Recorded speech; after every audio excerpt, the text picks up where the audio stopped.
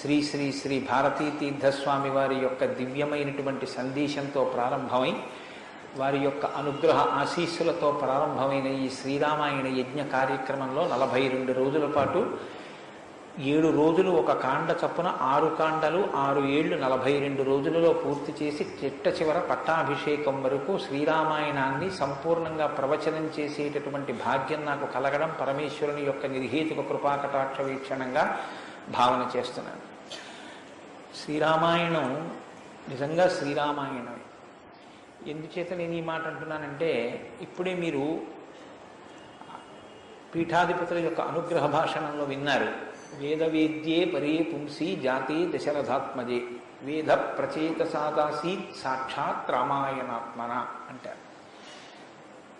అందులో ఎంత గొప్ప మాట అన్నారంటే, వేదవేద్యే పరే పుంసి, వేదము చేత ప్రతిపాదింపబడినవాడు, వేదము చేత తెలియబడేటటువంటి వాడు, వేదము ప్రమాణముగా ధర్మానుష్ఠానము చేసి మానవ జన్మ తరింప చేసుకుని భగవంతుని యొక్క అనుభవాన్ని మనం పొందడానికి వీలైనటువంటి స్థితిని కలిగి ఉన్నవాడైనటువంటి పరమేశ్వరుడు రామచంద్రమూర్తిగా ఈ భూమండలం మీద అవతరించి 11,000 సంవత్సరములు కరచరణాదులతో నడయాడాడు. రాముడు వేదము చేత ప్రతిపాదింపబడినటువంటి పరమేశ్వర స్వరూపం. ఆ భగవంతుడే రాముడిగా వచ్చాడు. భగవంతుణ్ణి ప్రతిపాదించేటటువంటి వేదం వాల్మీకి మహర్షి నోటి వెంట శ్రీరామాయణంగా వచ్చింది. అందుకే శ్రీరామాయణానికి వేదోపబృంహణము అని పేరు. వేదమే రామాయణం. వేదం దేన్ని ప్రతిపాదిస్తుంది? ప్రధానంగా వేదమంతా ధర్మమే ప్రతిపాదన చేస్తుంది. ధర్మం అంటే ఏమిటి? ధ్రియతేవా జనైరితి ధర్మం అని అమరకోశం. ధర్మం అంటే తెలుసుకోవడం ధర్మంలో ఒక భాగం. కేవలం తెలుసుకోవడం ధర్మం కాదు. తెలుసుకున్నాడు, అనుష్ఠించడు, అప్పుడు ధర్మమా అంటే ధర్మం కాదు. మీరు శ్రీరామాయణాన్ని జాగ్రత్తగా పరిశీలన చేస్తే రాముడికి ఎన్ని తెలుసో ఎంత తెలుసో, రావణుడికి అన్ని తెలుసు అంతా తెలుసు. కానీ రాముడి ముందు రావణుడు ఎందుకు నిలబడలేకపోయాడు? ఒక్కటే కారణం, తాను తెలుసుకున్నది తాను విన్నది అనుష్ఠించాడు రామచంద్రమూర్తి. తాను విన్నది తాను తెలుసుకున్నది తన సౌకర్యానికి అనుగుణంగా మార్చుకుని దబాయించి బ్రతికే ప్రయత్నం చేస్తాడు రావణాసురుడు. ధర్మాన్ని మీరు తెలుసుకోవడం ప్రధానం ఎంతో, దాన్ని అనుష్ఠించడం కూడా అంతే అవసరం. అనుష్ఠానానికి పనికిరానటువంటి ధర్మం ఉపయోగం లేనిది అవుతుంది. ఇంట్లో కర్ర ఉంది, వీధిలో కుక్క ఉంది. కుక్క మీ మీద పడడానికి ఉద్యుక్తమవుతున్న సమయంలో మీ ఇంట్లో కర్ర ఉంది కదా అని మీ మీద పడ్డం మానదు. మీ చేతిలో కర్ర ఉంటే కుక్క మీ మీద పడకుండా ఉంటుంది. ధర్మో రక్షతి రక్షిత అన్న మాటకు అర్థం ఏంటంటే, మీరు ధర్మాన్ని అనుష్ఠిస్తే మిమ్మల్ని ధర్మం కాపాడుతుంది. ధర్మం విషయంలో తెలుసుకోవలసినటువంటి అత్యంత ముఖ్యమైన విషయం ఒకటి ఉంటుంది. ధర్మం ఇలా అనుష్ఠిస్తే అలా వెంటనే ఫలితం ఇవ్వాలని ఎక్కడ ఉండదు. ఒకచో అలా ఉండొచ్చు. ధర్మం ఎటువంటిదంటే, పంట పండడం కోసమని చెప్పి వ్యవసాయదారుడు భూమిని దున్నడం మొదలు పెడతాడు. భూమిని దున్నగానే పంట పండుతుందా? భూమిని దున్నిన తరువాత వర్షం పడే వరకు ఎదురు చూడాలి. వర్షం పడితే పంట పండుతుందా? విత్తనాలు వేయాలి. విత్తనాలు వేస్తే పంట పండుతుందా? మొలకలెత్తాలి. మొలకలెత్తినంత మాత్రాన పంట పండుతుందా? దానికి చీడ పీడ పట్టకుండా సస్యరక్షణ చేసుకోవాలి. 6 గాలము శ్రమిస్తే చిట్ట చివర ఆ పంట బాగా చేతికొచ్చి ఫలసాయాన్ని ఇస్తుంది.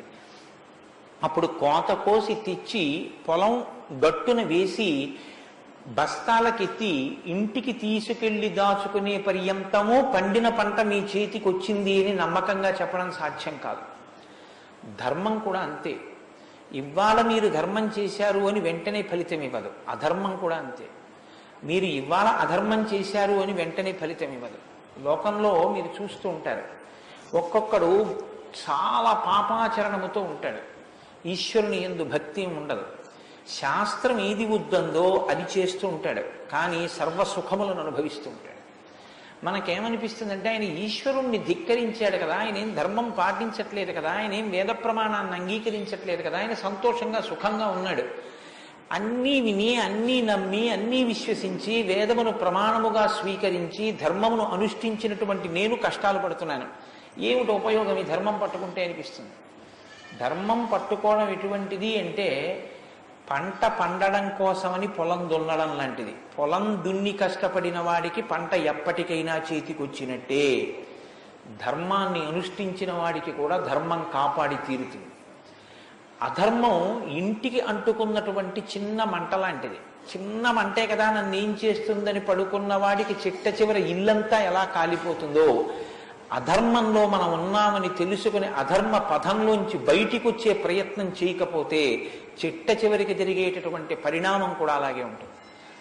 కాంచన లంక ఉంది, అంత బలగం ఉంది, అంత గొప్ప సుఖాలు అనుభవించాడు, 10 తలకాయలున్నాయి, గొప్ప తపస్సు ఉంది, ఈశ్వరుడి యొక్క అనుగ్రహాన్ని పొందాడు, పరమేశ్వరుణ్ణి సాకారంగా దర్శనం చేశాడు, పుష్పక విమానం ఎక్కి ప్రపంచమంతా తిరిగాడు. చిట్ట చివరికి ఏమయ్యాడు? అధర్మాన్ని పట్టుకున్నందుకు కడుపున పుట్టినటువంటి బిడ్డల దగ్గర నుండి భార్య చిట్ట చివర ఏడుస్తూ యుద్ధభూమిలోకి వచ్చి నువ్వు అధర్మాన్ని పాటించడం వల్లే ఇటువంటి చావు చచ్చావని మండోదరి గుండెలు బాదుకుని ఏడ్చేటటువంటి స్థితిని రావణుడు పొందాడు. ప్రతి క్షణం ధర్మాన్ని అనుష్ఠించాడు. ఎంత ఓపికగా అనుష్ఠించాడంటే ఎన్ని కష్టాలైనా రాని ఆయనకి కావలసింది మాత్రం ఒక్కటే, ధర్మం. ధర్మమా సుఖమా, ధర్మమా కష్టమా, ధర్మమా ప్రయోజనమా, ధర్మమా అడ్డదారా, ధర్మమా కోరిక తీరడమా, మీరు పక్కన ఏవి పెట్టి చూడండి, శ్రీరామచంద్రమూర్తి జీవితం అంతా ఒకటి, ధర్మమే. వాళ్ళన్నాడు సుగ్రీవుడితో ఎందుకు స్నేహం చేశావు? నాతో స్నేహం చేస్తే రావణాసురుణ్ణి నిగ్రహించి నీ భార్యని వెంటనే ఇప్పిద్దును, ఎందుకు సుగ్రీవుడితో స్నేహం చేశావని అడిగాడు. నాకు కావలసింది ధర్మం. అధర్మాన్ని పాటించేటటువంటి నీతోటి స్నేహం వల్ల నా భార్యని తెచ్చుకోవడం నాకు అక్కర్లేదు, అందుకు నిన్ను నిగ్రహించానన్నాడు. తండ్రి మరణించాడు, చెక్కు చెదరలేదు. భార్యను అపహరించారు, చెక్కు చెదరలేదు. రాజ్యం పోయింది, చెక్కు చెదరలేదు. జటాయువు మరణించాడు, చెక్కు చెదరలేదు. ఇలా కాదన్నయ్య, ఈ మార్గాన్ని విడిచిపెట్టి ఇలా వెళ్ళన్నాడు. తోడ పుట్టినటువంటి లక్ష్మణమూర్తి నాకు వద్దన్నాడు. కన్న తల్లి కౌసల్య అంది, నీ తండ్రి ఇటువంటి దురాత్ముడు కాబట్టి నన్ను కూడా నీతో తీసుకెళ్ళండి. వద్దమ్మా, ధర్మం ప్రధానం అన్నాడు.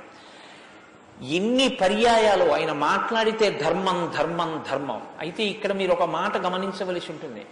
ధర్మం అంటే ఏది ధర్మం? కోటేశ్వరరావు గారు చెప్తే ధర్మం అవుతుందా? లేకపోతే ఎవరో నేను ఇది చెప్తానండి ఇది ధర్మం అంటే అవుతుందా? మనం చెప్తే ధర్మం అవదు, వేదం చెప్తే ధర్మం అవుతుంది. వేదం ఏది చెప్పిందో అది ధర్మం. వేదమునకు వ్యతిరేకముగా చెప్పనటువంటి స్మృతి చెప్పినది ధర్మం. వేదమునకు వ్యతిరేకంగా చెప్పని స్మృతి చెప్పిన మాట పాటించిన వాడిది ధర్మం. ఆ ధర్మం ఎవడు పట్టుకుంటాడో వాడే శ్రీరాముడు. ఆ ధర్మాన్ని ఎవడు పట్టుకుంటాడో వాడు అంతిమంగా పొందేది ఏదంటే విజయమే. 11,000 సంవత్సరములు ఈ భూమండలాన్ని పరిపాలించినటువంటి రామచంద్రమూర్తి పడనటువంటి కష్టం లేదు. ఇన్ని కష్టాలు పడుతున్నా ఆయన ఇతరులకు సుఖాన్ని ఇచ్చాడు, ఇతరులకు ఆనందం ఇచ్చాడు, ఇతరులకు సంతోషం ఇచ్చాడు తప్ప నేనింత కష్టంలో ఉన్నాను మీరు ఎందుకు నవ్వాలని ఆయన ఎన్నడూ అడగలేదు. అందుకే రాముడు యోగి అన్నారు పెద్దలు. యోగి అంటే పైన ఎన్ని కష్టాలైనా రావచ్చు, కానీ లోపల మాత్రం తాను నిర్వికారంగా ఉంటాడు. అందుకే పుట్టినది కూడా నవమి తిథి నాడు పుట్టాడు మహానుభావుడు. 9 అంకెకున్న గొప్పతనం చూడండి. మీరు ఎంత పెట్టి 9ని హెచ్చ వేయండి మళ్ళీ 9గా మారుతూ ఉంటుంది. 9 ఒకట్ల 9, 9 2 18, 8 1 9, 9 3 27, 7 2 9, 9 4 36, 6 3 9, 9 5 45, 5 4 9. ఏం చేసినా మళ్ళీ 9 అవుతూ ఉంటుంది. ఎన్ని కష్టాలు బయట రానివ్వండి, ఎన్ని వైక్లభ్యాలు కలగనివ్వండి, లోపల మాత్రం రాముడు ఎప్పుడూ ధర్మాన్నే పట్టుకుని ఉంటాడు. ధర్మాన్ని పట్టుకోవడం అంటే రాముడు రామాయణంలో మాట్లాడింది మీరు గమనించాలి. ఎప్పుడైనా రామాయణం చదవడం, రామాయణం వినడం అంటే ఒక్క పర్యాయం అని మీరు అనుకోకండి. రామాయణాన్ని బహుకోణాలలో చదవండి. రాముడు మాట్లాడితే అని రామాయణం చదవండి ఒకసారి. రాముడు ఎప్పుడు నేను ఇలా చెప్తాను అని అనడం. రాముడు ఎప్పుడు చెప్పినా ఎలా చెప్తాడంటే ఋషులు ఇలా చెప్పారంటాడు. పెద్దలు ఇలా చెప్పారంటాడు, శాస్త్రం ఇలా చెప్పిందంటాడు తప్ప నేను ఇలా చెప్తానన్నాడు రాముడు. తన నిర్ణయం కాదు, తాను ఏది చెప్పాలో కాదు, శాస్త్రం ఏం చెప్పిందో చెప్తాడు, ఋషులు ఏం చెప్పారో చెప్తాడు, పెద్దలు ఏం చెప్పారో చెప్తాడు, తాను ఎందుకు ధర్మాన్ని అనుష్ఠిస్తున్నానో చెప్తాడు. తన జీవితాన్ని ఆదర్శవంతంగా తీసుకొచ్చి మనుష్య జాతికంతటికి ఫలంగా అందించాడు.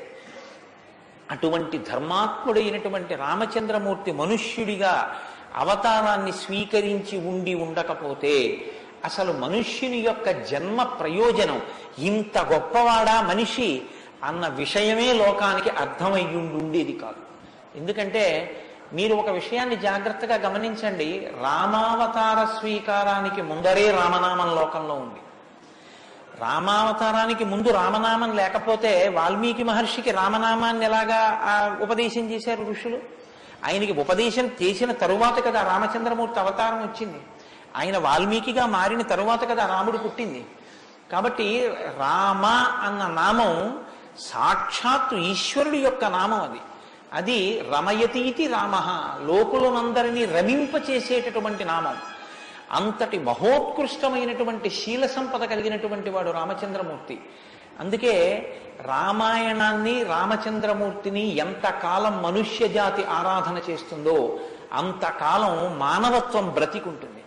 ఏనాడు రామచంద్రమూర్తిని మరిచిపోతామో, ఏనాడు రామాయణం మనకు అక్కర్లేదని అంటామో, ఆనాడు మనిషిగా కనపడుతున్న మనుష్యత్వం చచ్చిపోతుంది, మానవత్వం చచ్చిపోతుంది, నరత్వం చచ్చిపోతుంది.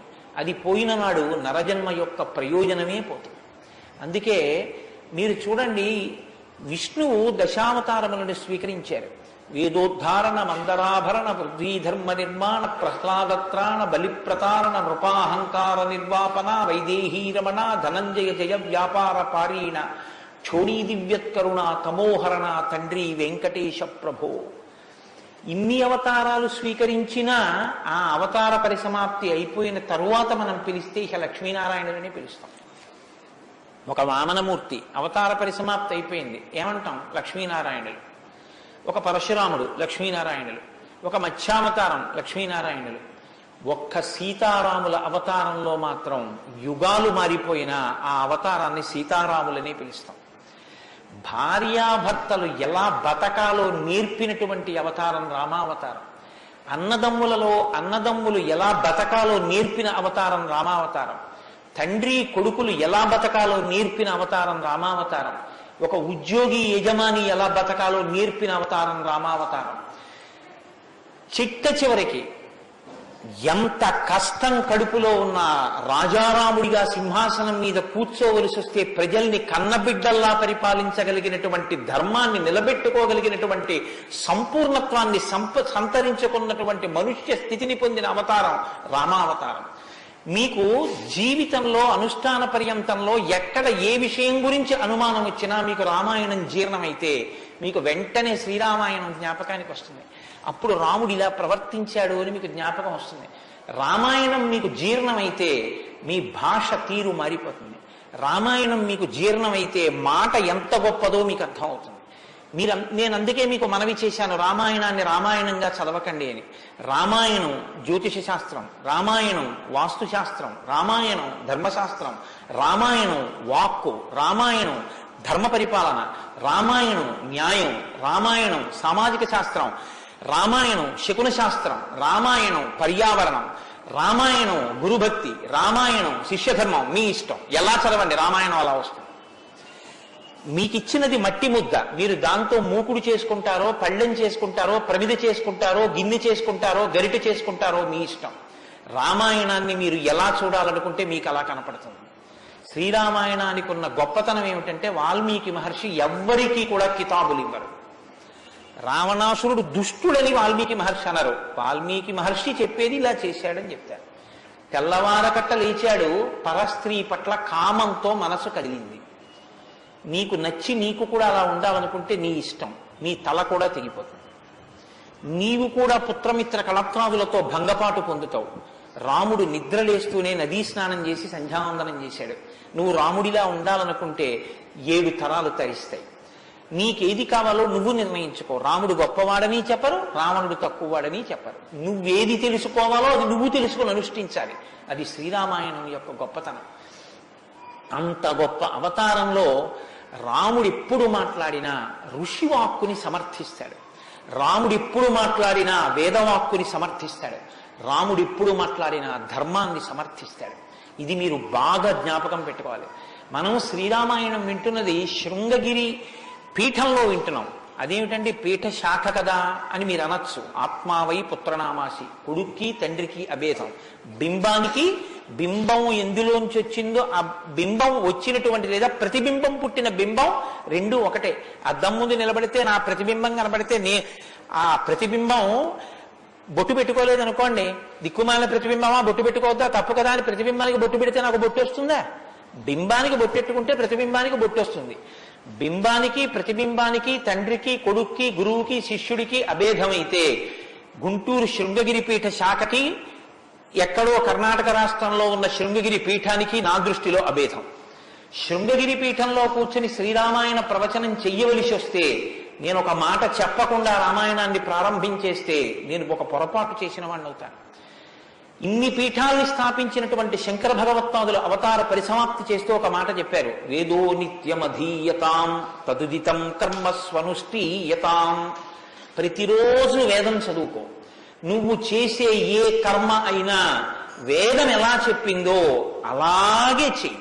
అంతేకాని నీ స్వంత బుద్ధితో ఏ పనిని చెయ్యవద్దు. వేదో నిత్యమధీయతాం తదుదితం స్వకర్మస్వనుష్ఠీయతాం దుస్తర్కాస్తు విరమ్యతాం. ఈశ్వరుడు నోరిచ్చాడు కదా అని నీ చిత్తం వచ్చినట్టుగా వాదనలు చేయవద్దు. నువ్వు ఏది మాట్లాడినా శృతిశిరపక్ష స్వనుష్ఠీయతాం. ఉపనిషత్తులు ఏం చెప్పాయో వేదం ఏం చెప్పిందో దాన్ని సమర్థించడానికి నీ వాగ్బలాన్ని ఉపయోగించు. అంతేకాని ఈశ్వరుడు వాక్కు ఇచ్చాడు కదా అని నీ ఇష్టం వచ్చినట్టు నువ్వు మాట్లాడితే చూడలేదు లెక్క కట్టుకోలేడని నువ్వు అనుకోవద్దు. లెక్క కట్టేవాడు ఒకడున్నాడు. మీరు చూడండి, 84 లక్షల జీవరాశులు ఈ ప్రపంచంలో ఉన్నాయి. 84 లక్షల జీవరాశుల్లో 83,99,999 జీవరాశులకు వాక్కు లేదు. ఒక్క నరజన్మకే వాక్కు ఉంది. మళ్ళీ ఈ నరజన్మలో కొంతమంది మాత్రమే ఆ మాట చెప్పగలరు. కొంతమంది నరులుగా జన్మించిన నోరు విప్పి రామా అని గట్టిగా అనరా అంటే రామా అని అనలేరు. అది వారి దురదృష్టం. కానీ మనం భగవన్నామమును పలకగలం. భగవన్నామం పలికి తరించగలిగినటువంటి భాగ్యం మనకుంది. హరునకు విభీషణున కద్రిజకున్ తిరుమంత్రరాజమై కరికి నహల్యకున్ ద్రుపద కన్యకు నాత్తి హరించు చుట్టమై బరగిన ఎట్టి నీ పతితపావన నామము నాదు జిహ్వపై నిరంతరము నటింపచేయుమి కదా చరది కరుణాపయోనిధి అని వేడుకున్నాడు గోపరాజు గారు. నాకేం అక్కర్లేదయ్యా స్వామి, నీ నామం నా నాలుక మీద నర్తింపచేయవయ్యా చాలన్నాడు. పవి పుష్పంబగు అగ్ని మంచగు నాకోపారం భూమిస్థలంబగు శత్రుండతిమిత్రుడవు విషము దివ్యాహారమౌనెన్నగా అవనీమండలి లోపలం శివ శివేచ్ఛాభాషణోల్లాసకిన్ శివ నీ నామము సర్వవస్యకరమౌ శ్రీకాళహస్తీశ్వర. నాకు నీ శివనామం నా నాలుక మీద నర్తించాలని కోరుకున్నాడు ధూర్జటి. భగవన్నామం చెప్పుకుంటే చాలని ఆ నామం ఉన్నందుకు వెంపర్లాడారు. అంత్యకాలమునందు ఆయాసమును నిన్ను తలుచునో తలపనో తలతునిపుడి నరసింహ నరసింహ నరసింహ లక్ష్మీ చ దానవంతక కోటి భానుతేజ గోవింద గోవింద గోవింద సర్వేశ పన్నగాధిపశాయి పద్మనాభ అని 2 చేతులిచ్చి నమస్కారం చేసి చిట్ట చివర ప్రాణం పోయేటప్పుడు ఆవేళ యమదూతల అగ్రహంబున వచ్చి ప్రాణముల్ పెకలించి పట్టునప్పుడు కపవాత పైత్యముల్ కప్పగా శ్రమచేత కంపముద్భవమంది కష్టపడుచు నారాయణాయంచు నా జిహ్వతో నిన్ను పిలుతునో శ్రమచేత పిలువలేనో నాటికిపుడి నీ నామస్మరణ చేతు చెవినిడవయ్య భూషణ వికాస శ్రీధర్మపుర నివాస దుష్ట సంహార నరసింహ దురిత దూరాన్ని గుండెలు బాదుకున్నాడు నరసింహశతకర్త. ఆ భగవన్నామం పలికేటటువంటి భాగ్యం ఉన్న ఏకైక ప్రాణి సృష్టిలో కేవలం మనుష్యుడే. అటువంటి మనుష్యుడికి ఇచ్చినటువంటి అదనపు వరం భగవత్ కథాశ్రవణం. ఈశ్వర కథ వినగలడు. ఆ ఈశ్వర కథ వింటేనే సమస్త సంసార భ్రమణ పరితాపోపశమనం అంటారు శంకర భగవత్పాదులు. గలంతి శంభోత్పచ్చరిత చరిత కిల్బిషరజో దళంతి ధీకుల్యాశ్వరతి పతంతి విజయతాం దిశంతి సంసార భ్రమణ పరితాపోపశమనం వసంతి మచ్చేతో హృదవు విశివానందలహరి అంటారు. సంసార భ్రమణ పరితాపోపశమన కారణమైనటువంటి భగవంతుని యొక్క కథాశ్రవణము చేసి నోటితో జుర్రుకున్నటువంటి పదార్థాలు సప్త ధాతువులతో నిర్మింపబడిన ఈ దేహాన్ని పోషిస్తే భగవంతుని యొక్క కథని చెవులతో జుర్రుకున్నటువంటి వాడు మళ్లీ పుట్టవలసిన అవసరం లేకుండా పునరపి జననం పునరపి మరణం పునరపి జనని జఠరే చయనం ఇహ సంసారే బహుదుస్తారే కృపయాపారే పాహి మురారే అని ఆ భగవన్ నామామృతాన్ని చెవులలోంచి లోపలికి జుర్రుకున్నటువంటి వాడు పునరావృత్తి రహిత శాశ్వత శివ సాయుధ్య స్థితిని పొందగలుగుతున్నాడు. ఇటువంటి భాగ్యం కలిగినటువంటి ప్రాణి మనుష్యుడు. ఆ మనుష్యుని యొక్క జీవితం ఎంత గొప్పదో, అసలు నరుడంతే ఎంత గొప్పవాడో నిరూపించినటువంటి అవతారం మనుష్య జన్మ అంటే అంత చులకనగా చూడబడినటువంటి రోజుల్లో నరుడంటే ఎంత గొప్పవాడో నిరూపించి చూపించాడు. అందుకే ఆయన అవతార పరిసమాప్తి చెయ్యాలి అంటే రావణ సంహారం చేసేసి అవతార పరిసమాప్తి చేసి ఇచ్చు. కానీ ఆయన అలా చేయలేదు, ప్రతిజ్ఞ చేశారు. దశవర్ష సహస్రాన్ని దశవర్ష శతానిచ, నేను 11,000 సంవత్సరములు ఈ భూమండలం మీద నడుస్తానన్నారు. దేని కొరకు అంటే 11,000 సంవత్సరములు నేను ఈ భూమి మీద ఉండి భార్యాసహితుడనై బిడ్డల్ని కని ధర్మాన్ని అనుష్ఠించి ఒక నరుడు ధర్మాన్ని పట్టుకుంటే ఎంత గొప్పవాడు కాగలడో నిరూపిస్తానన్నాడు రాముడు. అటువంటి నరుడి కథ అయినటువంటి రామకథ వినకపోతే, రాముడికి కృతజ్ఞతలు ఆవిష్కరించకపోతే, మనసార రామనామం చెప్పకపోతే, రామచంద్రమూర్తికి నమస్కరించకపోతే ఆ జన్మ వృధా అయిపోయినటువంటి జన్మ. అంతటి మహాత్ముడు రామచంద్రమూర్తి. కాబట్టి వేదవేద్యే పరే పుంసీ జాతే దశరథాత్మజే వేద ప్రచేతసాదాసీత్ సాక్షాత్ రామాయణాత్మన. వేదము వేదోపబృంహణమై రామకథగా భూలోకంలో వచ్చింది. ఆ వేదము ఈశ్వరుని యొక్క శ్వాస. ఈ వేదము వాల్మీకి గిరి సంభూత, వాల్మీకి అనబడేటటువంటి పర్వతంలోంచి పుట్టినటువంటి ఒక జీవనది. వేదము మనం వెళ్ళి స్నానం చెయ్యాలి, మనం వెళ్ళి దర్శనం చెయ్యాలి. రామాయణము ప్రవహించి ఇంటింటి ముందు నుంచి వెళ్ళిపోయినటువంటి గంగ లాంటిది. దక్షిణామూర్తి వేదం, శంకరాచార్యుల వారు రామాయణం. దక్షిణామూర్తి ఎక్కడో ఒక్క చోట కూర్చుని ఉంటారు. సనక సనందనాదులు కూడా ఆయన కూర్చున్న చోటికే వెళ్ళి నమస్కారం చేసి జ్ఞానోపలబ్ధి పొందాలి. శంకరాచార్యుల వారు అలా కాదు. శంభోర్మూర్తిశ్చరతి భువనే శంకరాచార్య రూప.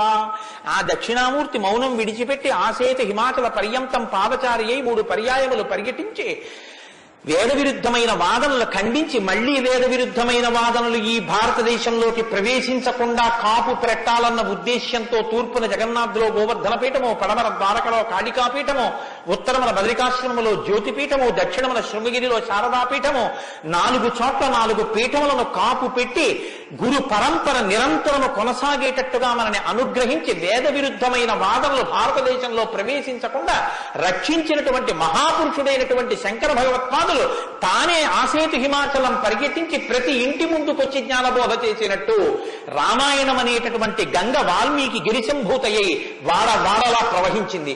రామకథ రామనామం తెలియనివాడు లోకంలో ఉండడు. ఏదైనా తెలియదేమో, రామకథ తెలియనివాడు రామనామం తెలియనివాడు లోకంలో ఉండడు. మంచికైనా రామనామం, చెడుకైనా రామనామం. ఏమయ్యా అంత పని చేసావా? రామరామ అనే చేస్తానండి అంటాడు. ఏదైనా చూడకూడదు చూస్తే రామరామ ఇలాంటిది చూశానేమండి అంటాడు. ఏదైనా మంచి జరిగితే రామరామ ఎంత మంచి మాట విన్నాను ఇవ్వాలంటాడు. భారతీయ సంస్కృతిలో రామనామం మమేకం అయిపోయింది. అటువంటి రామాయణం, అటువంటి రామనామం ధర్మానికి ఆలవాలం. ధర్మాన్ని వ్యతిరేకించడం కన్నా ఘోరమైన పాపం లోకంలో ఇంకోటి ఉండదు. ఇవాల్టి రోజున రామాయణం యొక్క ఆవశ్యకత మరీ ఎక్కువ. ఎందుచేతనో తెలుసా అండి? ఒకానొకప్పుడు ధర్మానికి వ్యతిరేకంగా మాట్లాడితేనే చాలా దోషం. అటువంటిది ఇవాళ ఏ స్థితి వచ్చేసిందంటే ధర్మాన్ని ధర్మము అని పేరు పెట్టి వ్యతిరేకంగా మాట్లాడితే బాగుండదని ధర్మానికి ఇంకొక పేరు పెట్టి వ్యతిరేకంగా మాట్లాడే రోజులు వచ్చాయి. ఒకడు ఆవుని చంపేయాలనుకున్నాడు. ఆవుని చంపేయండి అంటే మిగిలిన వాళ్ళు బుద్ధి ఉందా లేదా అంటారు. అందుకని ఆవుని ఇంకొక క్రూర మృగం పేరు పెట్టి పిలిచి చంపేయమన్నాడు వాడు. ఎంత గడుసరితనం చూడండి. ఈ పులిని చంపేయండి అన్నాడు. పులిని చంపేయండి అంటే చూడని వాడేమనుకుంటాడు? పులిని చంపేస్తే తప్పేమిటి, వచ్చి ఊళ్ళ మీద పడిపోతుంది అనుకుంటాడు. అది పావుని చంపేయండి అన్నాడు. విన్నవాడు పావు అనుకున్నాడు, కనదు ఆవు. ఆవుని చూపించి పావుని చంపేయండి అన్నాడు. వాడికి తెలియదా ఇది ఆవు అని? తెలుసు. మరి ఆవుని చంపేయండి అని ఎందుకండా అంటే, ఆవుని చంపేయండి అంటే ఆవుని చంపడం ఏమిట్రా అంటారని పావుని చంపేయండి అన్నాడు. తెలిసి ధర్మాన్ని ఆచరించకండి అంటే జనం తిరగబడతారని మూఢ విశ్వాసాల జోలికి వెళ్ళకండి అంటున్నాడు. పేరు మార్చారు కానీ వ్యవస్థని ధర్మానికి దూరం చేస్తున్నారు. ఆ స్థితి నుంచి మనం రక్షింపబడాలంటే మనకున్న ఆధారం ఒక్కటే, శ్రీరామాయణాన్ని వినాలి, శ్రీరామాయణాన్ని బాగా తెలుసుకోవాలి, శ్రీరామాయణాన్ని తరచి తరచి గమనించాలి. రామాయణం మనకి తెలుసున్న రామకథే కదా అనుకోకండి. నేను మీకు యథార్థం మనవి చేస్తున్నాను. మీరు రామాయణాన్ని ఎన్ని మాటలు చదవండి, ఎన్ని మాటలు వినండి, మీకు రామాయణం కొత్త కోణంలో ప్రకాశిస్తుంది, రామాయణం కొత్త కోణంలో భాషిస్తుంది. అంత గొప్ప రామాయణం. సరే నువ్వు చెప్పేది రామాయణం కదా, రామాయణం గురించి ఎందుకు అంతసేపు చెప్తావు, మేము ఎదర వింటాం కదా రామాయణం, అసలు నువ్వు రామాయణం ప్రారంభం చెయ్యి అని మీరు అంటారు. నాకు తెలుసు. శ్రీరామాయణ ప్రారంభం ఎక్కడ జరిగింది అంటే, తపస్వాధ్యాయ నిరతం తపస్వీ వాగ్విదాం వరం నారదం పరిపప్రచ్చర్ వాల్మీకి మునిపుంగవం అన్నారు. ఒకానొక నాడు వాల్మీకి మహర్షి తన ఆశ్రమంలో ఉన్నారు. నారద మహర్షి వచ్చారు. నారద మహర్షి వస్తే వచ్చిన నారద మహర్షి ఎటువంటి వారో చెప్తున్నారు. మొదట ఏదో నారదుడు వచ్చారు, వాల్మీకి అడిగారు, అది కాదు ఆ శ్లోకం. మీరు ఆ శ్లోకాన్ని చాలా జాగ్రత్తగా గమనించాలి. ఎటువంటి నారదుడు, ఎటువంటి వాల్మీకి మహర్షి ఆశ్రమానికి వచ్చారట? తపస్వాధ్యాయ నిరతం తపస్వి వాగ్విదాం వరం నారదం పరిపప్రచ్చర్ వాల్మీకిర్ మునిపుంగవం. ఈ శ్లోకం నేను చెప్పే ముందు మీతో ఒక మాట నేను మనవి చెయ్యాలి. వాల్మీకి మహర్షి ఆశ్రమానికి నారదుడు వచ్చి సంక్షేప రామాయణం చెప్పిన తరువాత కదా రామాయణం ప్రచారంలోకి వచ్చింది. వాల్మీకి మహర్షి ఆశ్రమానికి నారద మహర్షి వచ్చిన తరువాత రామాయణాన్ని ఎవరికి నేర్పారు? ఆయన రచన చేసి మొట్టమొదట ఎవరికి నేర్పి ఉండాలి? ప్రవాహము అంటే ఎవరి ద్వారానో వెళ్ళాలి కదా. అది మొట్టమొదట లోకంలో దాన్ని ప్రచారం ఎవరితో ప్రారంభమైంది? వాల్మీకి రామాయణ రచన చేసి ఎవరికి నేర్పారు? వాల్మీకి రామాయణ రచన చెయ్యగానే నేర్పిన మొట్టమొదటి శిష్యులు లవకుశులు. లవకుశులకి మొట్టమొదట రామాయణం నేర్పుంటే సీతమ్మ వాల్మీకి ఆశ్రమంలో ఉందా లేదా? ఉంది.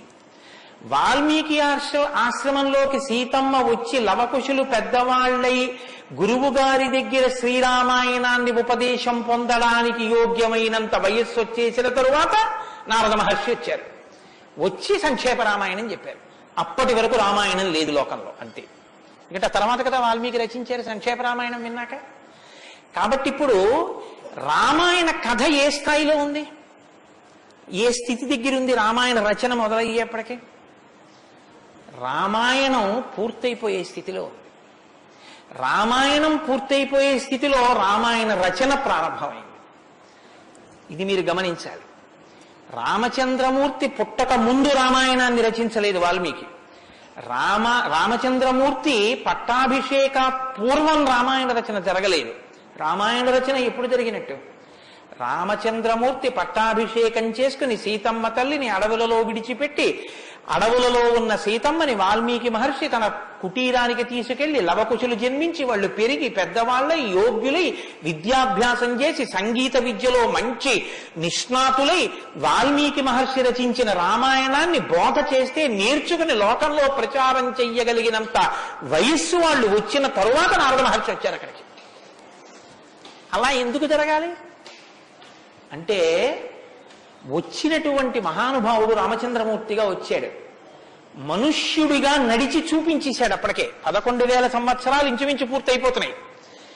జరిగిన కథ జరిగిపోయింది. జరిగిన కథ జరిగిపోయిన తర్వాత ఇప్పుడు వచ్చాడు నారదుడు. ఇప్పుడు జరిగిపోయిన కథలో అడుగు తీసి అడుగు వేస్తే ధర్మం రామాయణంలో. అడుగు తీసి అడుగేస్తే ఎంత కథ చెప్పాలండి నారదుడు వాల్మీకి మహర్షికి? రాముడు పుట్టుక ముందు దగ్గర నుంచి చాలా కష్టపడి రాముడు ఇలా మాట్లాడాడు, రాముడు అలా మాట్లాడాడు, సీతమ్మ రాముడి దగ్గరికి ఇలా వెళ్ళింది, దశరథ మహారాజు గారి దగ్గరికి రాముడు ఇలా వెళ్ళాడు, రాముడు కౌశల్య దగ్గరికి ఇలా వెళ్ళాడు, రాముడితో ఇలా మాట్లాడాడు, ఇవన్నీ నారదుడు చెప్పాలి. నారదుడు ఎలా చెప్పగలడు? చెప్పగలడు. సర్వజ్ఞుడు, మహానుభావుడు, గురుస్వరూపం కాబట్టి చెప్పగలడు. కానీ అలా చెప్తూ వెడితే రామాయణం ఎవరు చెప్పినట్టు అవుతుంది? నారదుడు చెప్పింది వాల్మీకి రాశారు.